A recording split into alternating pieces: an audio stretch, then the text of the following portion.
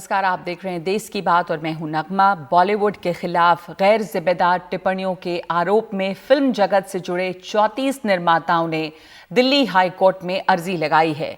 अर्जी Republic TV times now के खिलाफ है, जिसमें रिपब्लिक के अर्नब गोस्वामी, प्रदीप भंडारी के नाम है, टाइम्स नाउ के नविका कुमार और राहुल शिवशंकर के भी नाम हैं। अर्जी लगाने वाली कंपनियों में अजय देवगन और अक्षय कुमार की कंपनी भी शामिल है। तो हमारे साथ इस वक्त आशीष भंडारी मौजूद हैं, साथ ही हमारे साथ आशीष भार्गव मौजूद हैं और साथ ही हमारे साथ प्रशांत सिसोदिया भी हैं। आशीष, पहले जो अर्जी लगाई गई है वो उसमें क्या कहा गया है? तमाम लोग एक साथ आए हैं और कैसे एकजुट हो रहा है बॉलीवुड, इस पर मैं प्रशांत से सवाल पूछूंगी। पर आप इसमें जो अर्जी दी गई है उसमें क्या कहा गया है? उनके खिलाफ गैर जिम्मेदार शब्द इस्तेमाल किए गए थे। उन लोगों को आपत्ति है कि लगातार इस तरह की रिपोर्टिंग की जा रही थी और इसमें दिलचस्प है कि सभी लोग एकजुट हैं। और नगमा, सबसे अहम बात यह है कि वो अपनी जनहित याचिका लेकर यहाँ नहीं आए, क्योंकि किसी सरकार के खिलाफ उनका कुछ नहीं कहना है, किसी भी सरकारी प्राधिकरण के खिलाफ। वो यहाँ पर सिविल सूट लेकर आए हैं। यानी एक पक्ष जो है एज एन इंडस्ट्री, वो एक उद्योग की तरह, जो मुंबई में जो बॉलीवुड की इंडस्ट्री है उस इंडस्ट्री की तरह आए हैं। अपनी इंडस्ट्री को बचाने के लिए वो इन चैनलों के खिलाफ सिविल सूट लेकर आए हैं और वो मांग कर रहे हैं कि उनको रोका जाए कि किसी भी तरह से वो अपमानजनक और मानहानि वाले शब्दों का या शो का प्रसारण ना करें, जिसमें उनको गंदगी बताया गया है कि बॉलीवुड में गंदगी है, बॉलीवुड के जो स्टार हैं वो ड्रग्स लेते हैं, वो नशेड़ी हैं, वो इस गंदगी को साफ करना होगा। ये तमाम चीज़ें जो चल रही थी उसके खिलाफ वो लोग आए हैं, उनको आपत्ति है। और उनका ये भी कहना है कि न केवल अभी रोक लगाई जाए, बल्कि जो पुराना प्रसारण जो मटेरियल है उसको भी हटाया जाए, ये आदेश दिल्ली हाई कोर्ट दे। तो ये जो पिटीशन है वो कई मायनों में काफ़ी खास हो जाती है कि यहाँ पर इतने बड़े लेवल पर 34 संगठन जो हैं, 24 निर्माता जो बड़ी कंपनियां हैं, वो एक साथ इकट्ठा हुई हैं और वो कह रही हैं कि आप बॉलीवुड को इस तरीके से बदनाम नहीं कर सकते हैं। आप मीडिया ट्रायल, बॉलीवुड जो स्टार हैं, जो बॉलीवुड के लोग हैं, उनके खिलाफ आप नहीं चला सकते हैं और इस तरह के कंटेंट को आपको रोकना होगा। और आप पहले भी कुछ उदाहरण भी दिए हैं, पिटीशन की कॉपी अभी नहीं आई है, लेकिन उदाहरण भी दिए हैं कि पहले भी कुछ चैनलों पर इस तरीके से पनिशमेंट हुई है जिसमें उन्होंने किसी के प्रति डेरोगेटरी यानी अपमानजनक या मानहानि वाली बातें की हैं। तो एक अहम मुद्दा ऐसा है, जब सुशांत सिंह राजपूत की केस के बाद जिस तरीके से पूरे मामले ने एक टर्न लिया था, जिसमें एनसीबी की एंट्री हुई और फिर ड्रग्स की एंट्री हुई, रिया चक्रवर्ती को गिरफ्तार किया गया। यहीं दिल्ली हाई कोर्ट में रकुल प्रीत सिंह, जो एक अभिनेत्री हैं जिसको एनसीबी ने बुलाया था पूछताछ के लिए, कि उसके ऊपर भी आरोप लगाए गए थे कि वो भी ड्रग्स लेती है, इस पर उसने भी ड्रग्स लिया था। वो खुद दिल्ली हाई कोर्ट आई थी और उन्होंने एक पिटीशन लगाई थी कि उसका मीडिया ट्रायल ना होने दिया जाए और खबरों को रोका जाए। हालांकि दिल्ली हाई कोर्ट ने सख्त टिप्पणियां की थी और केंद्र सरकार और प्रेस काउंसिल ऑफ इंडिया और एनबीए को कहा था कि वो अपना जवाब दाखिल करें, हालांकि रोक नहीं लगाई थी। तो एक बड़ा मुद्दा यहाँ पर एक लार्जर स्टेज में अब यहाँ पर आ गया है, जहाँ पर कुछ दिन पहले देश के मुख्य न्यायाधीश एस ए बोबडे ने भी कहा था कि अभिव्यक्ति की आज़ादी जो है उसका जो दुरुपयोग है इन दिनों में, इन हाल के दिनों में काफ़ी किया जा रहा है। तो कहीं ना कहीं एक नया मोड़ लेता हुआ ये पूरा मामला दिखाई दे रहा है। जी जैसा आप कह रहे हैं कि उन्होंने बिल्कुल कोई ब्लैंकेट मीडिया गैग, यानी कि ऐसा नहीं कि बिल्कुल उनके ऊपर रोक लगाने की मांग की है, लेकिन इन्होंने ये ज़रूर कहा है कि जो उनके बारे में आपत्तिजनक बातें कही गई हैं, जो डिफेमेटरी कंटेंट पब्लिश किया गया है, वो उसको हटाया जाए, उसको वापस लिया जाए। प्रशांत, ये बहुत दिलचस्प है कि ये तमाम लोग इसमें इकट्ठा हुए हैं। सुशांत सिंह राजपूत मामले के बाद में कई तरह की चीज़ें सामने आई हैं। ये टीआरपी, खास करके रिपब्लिक टीवी के खिलाफ पहले तो ये टीआरपी का मामला सामने आया और अब ये, और इस मामले में तमाम लोग इकट्ठे हैं। ये प्रोड्यूसर्स गिल्ड जो है वो साथ आया है, सलमान खान, शाहरुख खान, आमिर खान साथ आए हैं। तो एक तरह की एकता दिखाई दे रही है और इसमें जो बॉलीवुड कैंप्स में बटा हुआ भी कहा जाता है अलग अलग, तो वो दो अलग कैंप के लोग भी इकट्ठा इसमें जुटे हैं। क्या इसकी वजह रही है? बॉलीवुड को क्या इस तरह की रिपोर्टिंग से बहुत नुकसान पहुंचा है? देखिए, सबसे पहले तो नगमा, बहुत टाइम से एक चीज ये हो रही थी कि इंडस्ट्री को एक सॉफ्ट टारगेट समझा जा रहा था। जो भी उठता था वो उठ के कुछ भी बोलता था और ये इस बात का फायदा इसलिए भी उठाया जा रहा था कि अक्सर ये समझ में आता था लोगों को कि बॉलीवुड के अंदर एकता नहीं है। अभी भी अगर आप देखेंगे पिछले कुछ महीनों में तो दो कैंप्स आपको नजर आएंगे। एक है जो प्रो होते हैं और एक जो अगेंस्ट, किसी न किसी के बारे में अगर आप कोई प्रतिक्रिया देंगे तो उसके अगेंस्ट एक प्रतिक्रिया आएगी। तो ये बहुत हो गया। तो पिछले 3 महीने में जिस तरह से सोशल मीडिया चैनल्स पे बिना खबरें कंफर्म किए लोगों के नाम आ रहे थे, या बिना खबर कंफर्म किए डेरोगेटिव रिमार्क्स या उनके बारे में कुछ उल्टी सीधी बातें बोली जा रही थी, और जो बाद में जाके इसके खिलाफ अगर हम ड्रग्स की बात करें तो रकुल प्रीत ने भी एक हाईकोर्ट में एक अर्जी डाली थी कि कोई उस तरह से उनके नाम का इस्तेमाल न करे। तो ये बहुत हो चुका था। और जिस तरह से अक्सर लोग देखते थे कि सलमान खान ने शाहरुख या अक्षय या अजय ये बटे हुए, लेकिन सब इन्होंने मिलकर एक साथ दिखा दिया कि एक यूनिटी है इंडस्ट्री में, और इसके अगेंस्ट बोलना पड़ेगा, नहीं तो इनको आगे जाके बहुत बड़ा खामियाजा भुगतना पड़ सकता है। और ये जितने भी प्रोडक्शन हाउसेज हैं या जो भी एक्टर्स यहाँ पे देखें, सारे के सारे बड़े प्रोडक्शन हाउसेज हैं, बड़े नाम हैं, और उनके साथ दो तरह के इंडस्ट्री में बात करूं, एक है जो एंटरटेनिंग सिनेमा बनाता है, दूसरा है जो मुद्दे से रिलेटेड फिल्में बनाते हैं। तो वो सारे ही जो जितने डायरेक्टर्स हैं या प्रोडक्शन हाउसेज हैं सब साथ में आए हैं, और उन्होंने ये इस तरह का एक कदम उठाया है कि उनको लगने लगा था कि बदनामी तो हो ही रही है और साथ में उनके काम पर भी असर होता है। अगर आप देखें आलिया भट्ट की फिल्म को कितना ट्रोल किया गया था, और अभी अक्षय कुमार ने जब अपनी फिल्म के ट्रेलर से पहले एक बयान दिया कि ऐसा नहीं है इंडस्ट्री में सभी लोग ड्रग्स देते हैं, तो उसके बाद उनके भी ट्रेलर को या उनको भी ट्रोल किया गया। तो इस सब से बचने के लिए उन्होंने ये कदम उठाया। नगमा जी जी, शुक्रिया आपका प्रशांत और आशीष भार्गव, धन्यवाद। ये बात सामने आई है कि जो फिल्म इंडस्ट्री है वो ख़ास तौर पे गुडविल के ऊपर निर्भर है और बहुत बड़ा ज़रिया है लोगों के रेवेन्यू जनरेशन के लिए, नौकरियों के लिए, और जिस तरह उसकी बदनामी हुई है उससे असर पड़ रहा है इन तमाम चीज़ों पर। बहुत बहुत शुक्रिया। तो 34 कंपनियाँ जो हैं वो साथ आई हैं और उन्होंने एक सिविल सूट दाखिल किया है। और दूसरी खबर भी मुंबई से है। आज एक अजीब वाकया हुआ मुंबई में। मुंबई और उसके आसपास के इलाकों में सोमवार सुबह करीब 2 घंटे अचानक बिजली चली गई, जिसका बहुत बड़े पैमाने पर असर देखने को मिला। अचानक बिजली चले जाने से पूरी तरह बिजली चली गई और इससे मुंबई की लाइफलाइन लोकल बंद हो गई। लोग स्टेशन पर ही जमे रहे और पुलिस लगातार लोगों से शांति बनाए रखने की अपील करती रही। बिजली चले जाने से ना तो सड़क के सिग्नल काम कर रहे थे, ना ही पेट्रोल पंप चल रहे थे। कई जगहों पर लोग लिफ्ट में फंसे हुए नजर आए। लोग बताते हैं कि 10 साल पहले भी इसी तरह पूरे शहर की बत्ती एक बार गुल हुई थी। तो हमारे साथ इस वक्त सोहित हैं। सोहित, इसके बारे में आप और डिटेल जानकारी दें कि किस किस तरह की परेशानियां लोगों को इससे हुई हैं, वजह इसकी क्या बताई गई। 2 घंटे के बाद बिजली आई तो पूरा जो जनजीवन है वो ठप हो गया। बहुत बड़ी ये नाकामी रही। बिल्कुल, ये काफ़ी बड़ी नाकामी रही और जैसे कि कहा जा रहा है कि ऐसा बहुत कम बार देखने मिलता है कि मुंबई रुक गई है।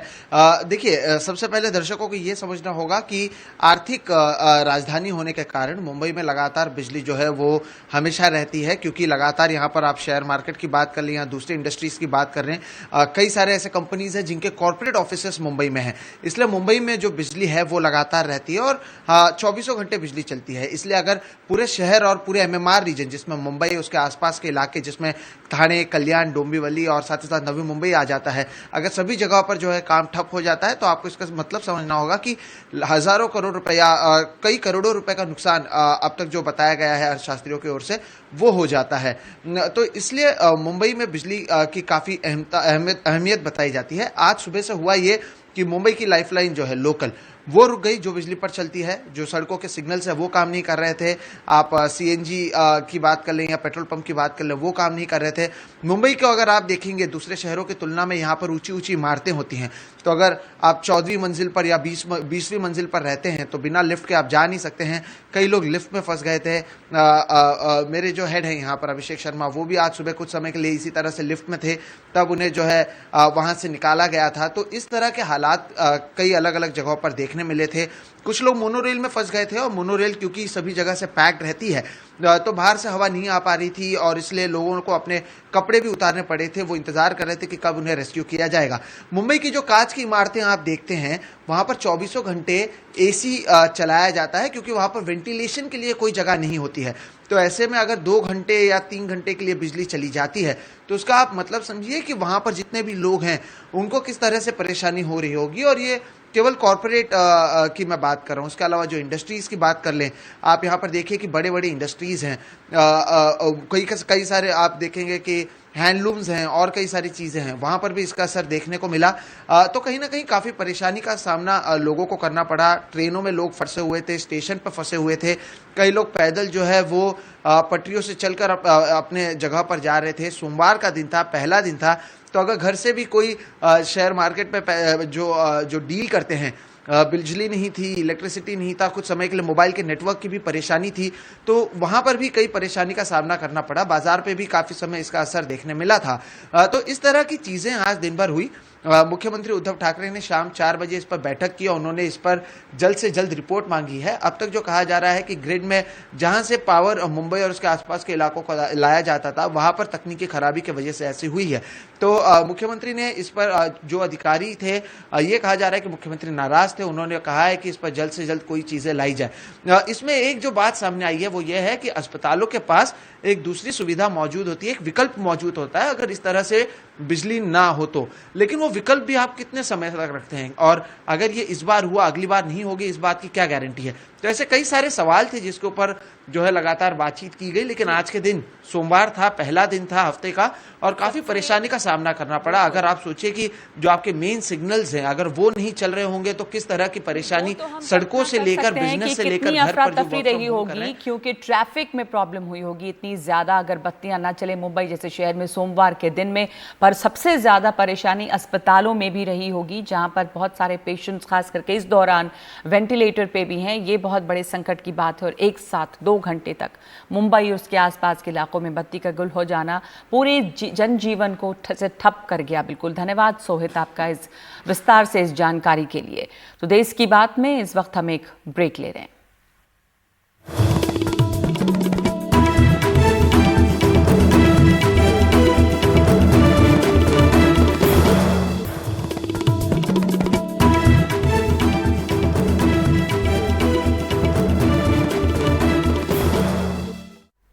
इलाहाबाद हाईकोर्ट की लखनऊ बेंच में हाथरस के पीड़ित परिवार का बयान दर्ज हो गया है। पीड़िता के परिवार के 5 लोग भारी सुरक्षा के बीच लखनऊ पहुंचे, जिसके बाद उन्हें हाईकोर्ट ले जाया गया। हाईकोर्ट ये देखेगा कि पीड़ित परिवार के मौलिक अधिकारों का उल्लंघन तो नहीं हुआ, दाह संस्कार में हिंदू रीति रिवाज अपनाए गए या नहीं, अंतिम संस्कार जबरन तो नहीं कराया गया। अदालत ने सुप्रीम कोर्ट के एक पुराने फैसले का हवाला देते हुए कहा कि जीवन के अधिकार में जीवन की गरिमा का अधिकार भी शामिल है और पार्थिव शरीर के साथ उचित व्यवहार का अधिकार भी। इस मामले की अगली सुनवाई 2 नवंबर को होगी। हमारे साथ कमाल खान हैं। कमाल, पीड़ित परिवार लखनऊ पहुंचा है और ये जो बातें अब कोर्ट ने कहा है कि उसको सुनिश्चित किया जाएगा, जहां तक खबरें आई इन तमाम बातों को नज़रअंदाज किया गया है, क्योंकि अंतिम संस्कार जिस तरह कराया गया, जिस हड़बड़ में रातों रात कराया गया, उस पर सवाल खड़े हुए। पीड़ित परिवार बहुत सुरक्षित महसूस नहीं कर रहा था। ये तमाम सवाल बने हुए हैं। अब पीड़ित परिवार को इसके बाद कुछ राहत मिली है? देखिए, ऐसा है कि सबसे बड़ी बात यह है कि हाई कोर्ट ने जो सुओमोटो कॉग्निजेंस लेके ये केस पीआईएल के तौर पे अपने यहाँ लगाया था, उसमें एक प्लेटफॉर्म मिला है न्यायालय का पीड़ित परिवार को अपनी शिकायत करने का। क्योंकि अभी तक वो जो शिकायत कर रहे थे वो मीडिया से कर रहे थे और स्थानीय प्रशासन से कर रहे थे। लेकिन जो स्थानीय प्रशासन की जो शिकायत थी कि उनको शव को देखने नहीं दिया गया, बेटी का चेहरा नहीं देखने दिया, पुलिस ने ले जाके रात में जला दिया, डीएम ने कहा कि अगर कोविड से मर जाती तो कोई मुआवजा भी नहीं मिलता, तो जो उनकी तकलीफ थी वो आज कोर्ट में वो बयान कर पाए। ऐसा उनके पक्ष की जो वकील साहिबा थी उन्होंने कोर्ट के बाहर आके ये बातें बताई हैं। हाथरस के डीएम ने ये कहा कि इसलिए अंतिम संस्कार करा दिया गया रात में क्योंकि वहां भीड़ बहुत ज्यादा थी और लॉ एंड ऑर्डर खराब होने का खदशा था। इस पे पीड़ित परिवार ने कहा कि वहां पे गांव के और परिवार के मुश्किल से 50 लोग थे, जबकि पुलिस 200 से 300 लोग वहां पे थे।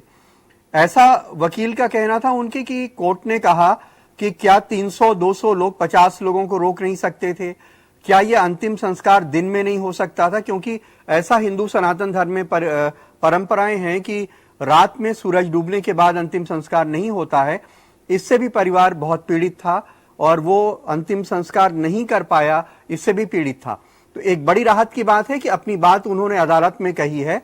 अब अदालत में सरकार ने कुछ वक्त मांगा है अपना पक्ष रखने के लिए और कम से कम वो मुंसिफ के सामने अपनी बात कह चुके हैं। अब उनको लगता है कि अब इसके ऊपर इंसाफ होगा, उनके लिए ये राहत की बात है। जी, बड़ी राहत की बात है कि उनको ऐसा आपने कहा कि एक प्लेटफॉर्म मिला है जहां वो अपनी बातें कह सकें। अब तक वो सिर्फ मीडिया के जरिए मीडिया को ये बातें कह रहे थे। शुक्रिया आपका कमाल। दिल्ली के मुख्यमंत्री अरविंद केजरीवाल ने केंद्र सरकार से मांग की है कि केंद्र सरकार हाल में बनाए गए कृषि कानूनों को वापस ले और किसानों की 100% फसल न्यूनतम समर्थन मूल्य यानी कि MSP पर खरीदने का कानून बने। आम आदमी पार्टी ने इस मुद्दे पर आज दिल्ली के जंतर मंतर पर धरना प्रदर्शन किया।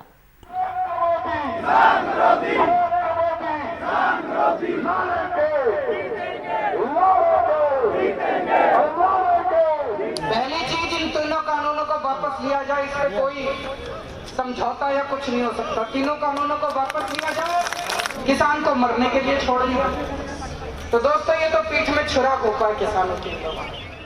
दिल्ली के जंतर मंतर पर किसानों से जुड़े 3 बिलों के विरोध में केजरीवाल और आम आदमी पार्टी ने कोई कसर नहीं छोड़ी। बीजेपी के अलावा अकाली कांग्रेस को भी लपेटा। साथ में न्यूनतम समर्थन मूल्य को भी कानून बनाने की मांग की। MSP का कानून लाया जाए कि 100% फसल MSP पे उठेगी और 1.5 गुना दाम मिलेंगे, लागत का 1.5 गुना। ये कानून की जरूरत है, ये कानून आया।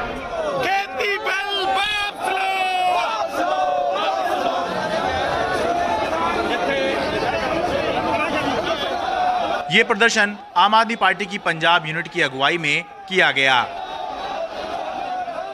जिसमें आम आदमी पार्टी के सभी बड़े नेता शामिल हुए।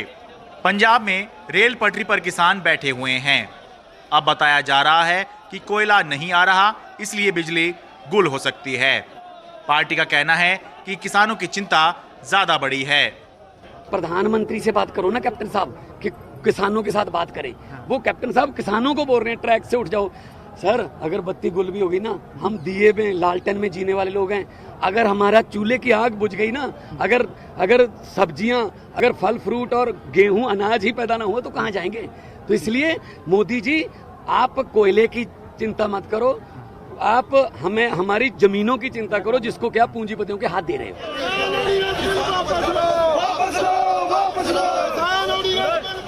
दरअसल किसान बिल को लेकर सबसे ज्यादा गुस्सा पंजाब हरियाणा में ही दिख रहा है, जहां कृषि खरीद का एक कारगर मॉडल बना हुआ है।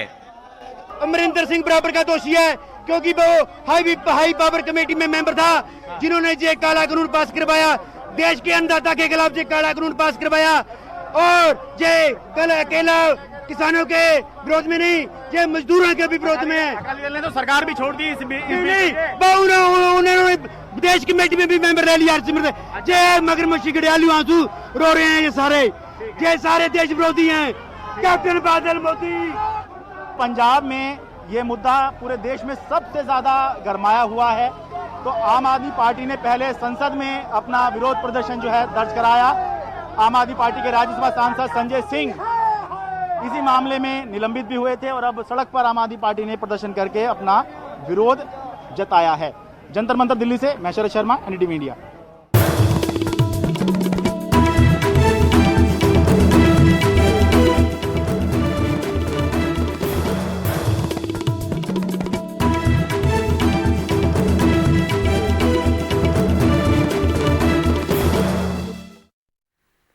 बिहार के पूर्व मुख्यमंत्री और हिंदुस्तान अवाम मोर्चा के नेता जीतन राम मांझी अपना घोषणा पत्र अलग से लॉन्च करने की तैयारी में हैं। इसमें अनुसूचित जाति जनजाति को निजी नौकरियों में आरक्षण देने की बात वो शामिल करेंगे। जीतन राम मांझी का कहना है कि इन मुद्दों पर नीतीश कुमार सहमत हो या ना हो, लेकिन वो इन मुद्दों को सरकार बनने के बाद लागू करवाएंगे। मांझी इमामगंज से चुनाव लड़ रहे हैं, जबकि उनकी समधन बाराचट्टी से उम्मीदवार हैं और उनके दामाद देवेंद्र मांझी भी चुनाव मैदान में हैं। और बिहार के मुख्यमंत्री जेडीयू के अध्यक्ष नीतीश कुमार ने बिहार में चुनाव प्रचार के अभियान की शुरुआत कर दी है। वर्चुअल कैंपेन के जरिए नीतीश कुमार 6 जिलों के 11 विधानसभा क्षेत्रों की जनता से जुड़े। कल वो 9 जिलों के 24 विधानसभा क्षेत्रों के लोगों को संबोधित करेंगे। 14 अक्टूबर को नीतीश चुनावी सभाओं को संबोधित करने अलग अलग इलाकों में जाएंगे, यानी कि इस बार जो रैलियां हैं वो वर्चुअल रैलियां भी हो रही हैं और उन इलाकों में जाकर जो फिजिकल रैलियां होती हैं वो भी होंगी। तो देश में औसत प्रजनन दर बिहार में पहले दौर में 71 सीटों पर चुनावों के लिए 52,000 लोगों ने पोस्टल बैलेट चुना है। ये 71 सीटें 16 जिलों में फैली हैं, जहां 28 अक्टूबर को चुनाव हैं। 80 साल से ज्यादा उम्र वाले लोगों समेत तकरीबन 4 लाख लोगों तक बूथ लेवल ऑफिसर्स पहुंचे, जिनमें से तकरीबन 52,000 ने कहा है कि वो पोस्टल बैलेट का इस्तेमाल करना ठीक समझेंगे। लालू प्रसाद यादव के बेटे तेज प्रताप इस बार महुआ के बजाय हसनपुर से विधानसभा चुनाव लड़ेंगे। पार्टी सिंबल मिलने के बाद तेज प्रताप ने ट्वीट करके कहा कि नेता विरोधी दल तेजस्वी यादव की मौजूदगी में पिता लालू यादव को साक्षी बनाकर अपनी मां राबड़ी देवी से सिंबल हासिल किया है। जनमानस के विश्वास का कर्जदार रहूंगा। जय बिहार, मिस यू पापा।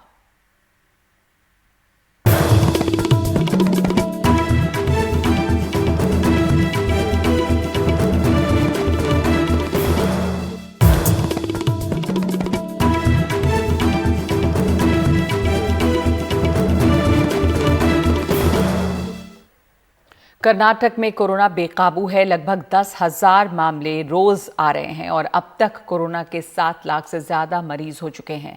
विशेषज्ञों के मुताबिक अगले महीने संक्रमण 25% और बढ़ सकता है। इसको ध्यान में रखते हुए इस साल मैसूर के मशहूर दशहरे की रौनक फीकी पड़ेगी।